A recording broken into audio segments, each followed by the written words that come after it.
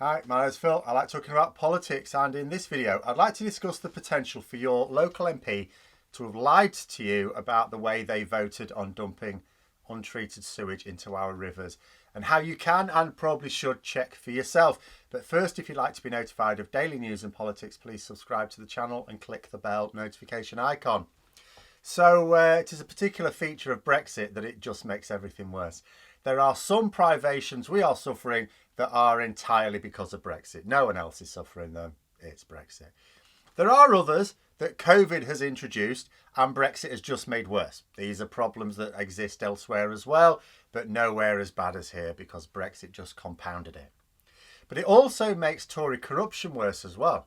As a result of our Brexit supply chain problems, we've not been able to get reliable supplies of all the chemicals needed to treat sewage before discharging the treated water back into our rivers and seas and so on.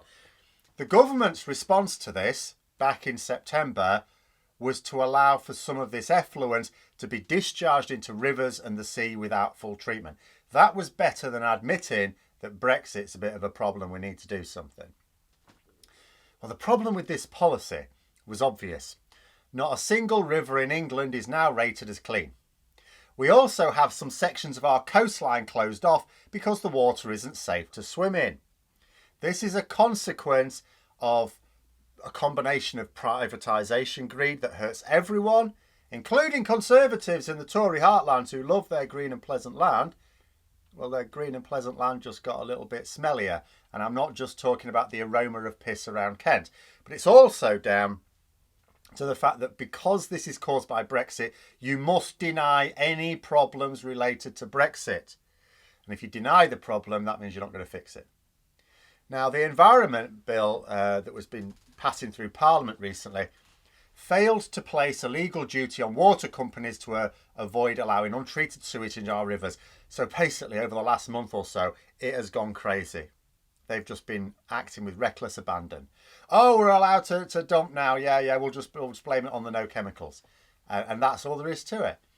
And after the vote, which the Conservatives won, there was a bit of a public backlash. And we know how Boris Johnson responds to a public backlash. He immediately crumbles and U-turns.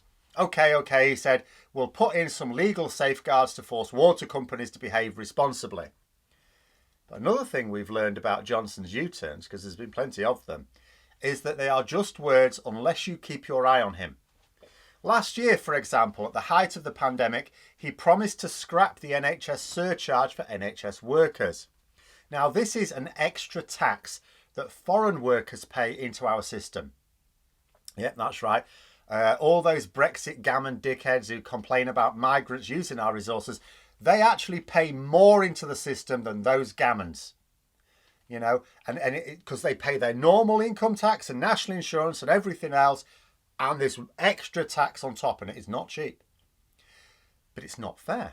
And given the debts that we owe to our NHS workforce especially, beleaguered by a decade of Tory underfunding and facing a once-in-a-century, we hope, crisis, Johnson buckled and agreed to scrap the surcharge from migrant NHS workers. It was fundamentally unfair. But he never did. He just said that he would because of public pressure. So with Johnson, you have to maintain that pressure to not only draw the U-turn, but force him to follow through with it. Same goes for this corruption scandal. He has U-turned from trying to nobble the Standards Commissioner, but he won't give up. He will just intend to let the furore die down and then restart his plans when people are distracted with something else. And speaking of distractions, whilst the papers were going on about the explosion of Tory corruption scandals, which was right to do so, by the way, the government sneakily had a vote on the Environment Bill again on Monday. See, it had gone through the Lords. They had proposed an amendment to do what Boris Johnson said he was going to do, put legal duty on water companies, to do their best to not discharge effluents, as I say, in line with the Prime Minister's promise. On Monday, Conservative MPs voted it down.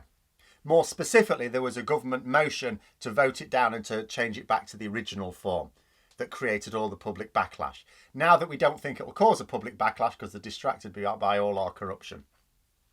So another U-turn abandoned while people weren't paying attention.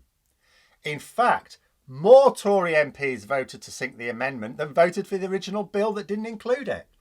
In other words, some MPs who didn't initially want to vote for dirties and rivers and seas because they could see how that was going to play out in the news, were persuaded that it was now safe to vote for this week. And that is telling in itself. The MPs, there were 23 MPs who voted for it this time but didn't before. Those MPs who refused to back it initially didn't actually care about the environmental damage. They just cared about how it looked in their constituency. This is evidenced by the fact that about 24 of them suddenly decided to back the policy unchanged, satisfied that their voting public had their attention focused elsewhere.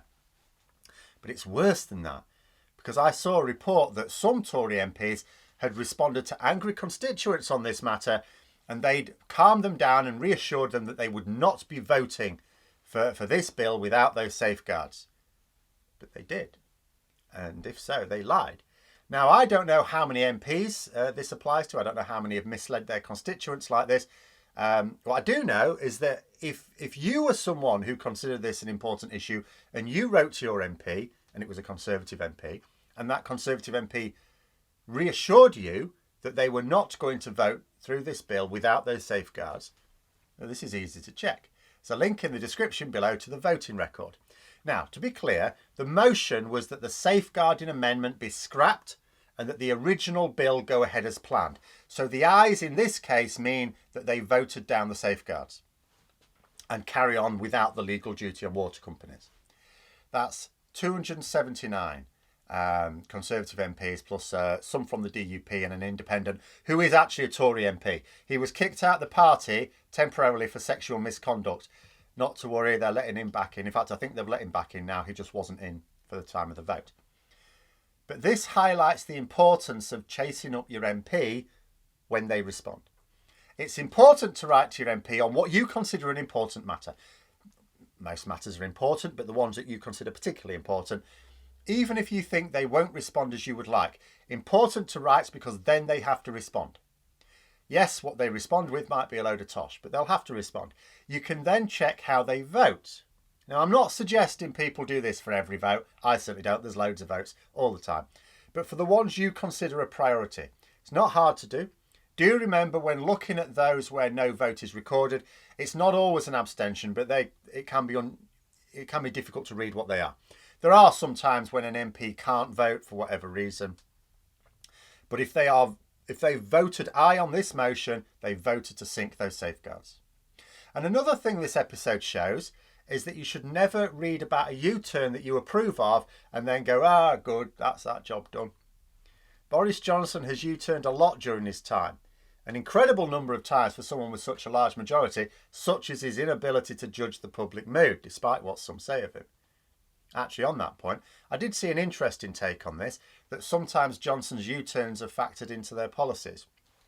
Like sometimes they accept U-turns as the price for pushing the boundaries of what's acceptable. You know, they are pushing hard to form an authoritarian government, and so keep pushing the boundaries to see what they can get away with. Sometimes they don't get away with it and climb down. It might even be that they expect to have to do this now and then as the price for sometimes pushing that boundary and getting away with it.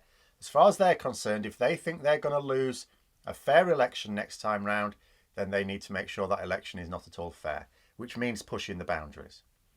And I don't know whether this is true. It could be. It does presuppose that there is strategy behind Johnson's many blunders. It may also ignore the fact that it enrages Conservative MPs who are only sticking by him while they believe he remains an electoral asset. Once that is no longer the case, the next big scandal could easily bring him down quite quickly. Because that's the key to Johnson's power, his own MPs. To that end, it is useful to have as many communications with your own MP as you can take. It might just be an email about upcoming votes on issues that you consider top priority, and then checking how they voted afterwards. If your MP did tell you that they voted for the safeguards, and then it transpires that they didn't, you might inquire as to why they seem to have misled you. Especially the case if you live in a constituency where the Conservative MP is not guaranteed to win at the next election. Conservative MPs in vulnerable seats are the ones who will give Johnson the bum's rush and the ones who will feel the pressure from their constituents most keenly. But those are my thoughts. Let me know yours in the comments below. Hope you found the video interesting. If you did, don't forget to click the like button. If you'd like to support the channel further, please also click the Patreon link for details. And until next time, I'll see you later.